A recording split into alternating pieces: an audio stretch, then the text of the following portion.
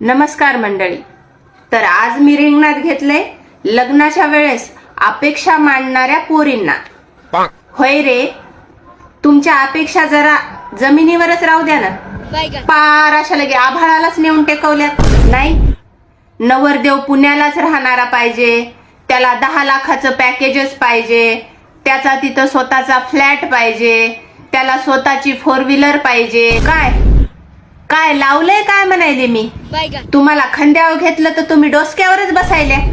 गावात जत्रा बसल्यावर त्या जत्रातून 10-10चे कानातले, 10-10 रुपयाच्या लिपस्टिक, 10-10 रुपयाचे नाकातले घेणाऱ्या तुम्ही बाजारातून 100-100 रुपयाच्या पॅन्टी त्या गाड्यावरच्या आणि 100-100 रुपयाचे टॉप घालणाऱ्या तुम्हाला 10 लाखाचा नवरदेव पाहिजे. पुन्हा असं बी नाही बॉ की तुम्ही लय शिकलेले आहात. नाही, तुमचं MBBS झाले, तुमची इंजिनिअरिंग झाली, तुम्ही स्वतः 4-5 लाख रुपये कमवता म्हणून तुम्हाला 10 लाख पॅकेज वाला पाहिजे.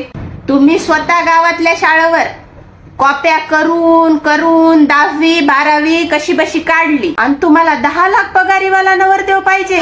अरे, शिकलेल्या पोरीला करू द्या 10 लाख पगारीवाल्याची अपेक्षा, पण तुम्ही तरी आमच्या शेतकऱ्याच्या पदरात जा ना. पण नाही, तुम्हाला तर 10 लाखावाला पाहिजे. हे पोरं स्वतः मेहनत करून करून मरायले, तर ओव्हर टाइम करायले तर घर चालवण्यासाठी, आणि तुमच्या अपेक्षा संपन्न झाल्यात. तुमचे चेहरे 10 रुपयाच्या गोबीच्या गड्ड्यासारखे आणि अपेक्षा तुमच्या 10 लाखाच्या. सुधरा रे.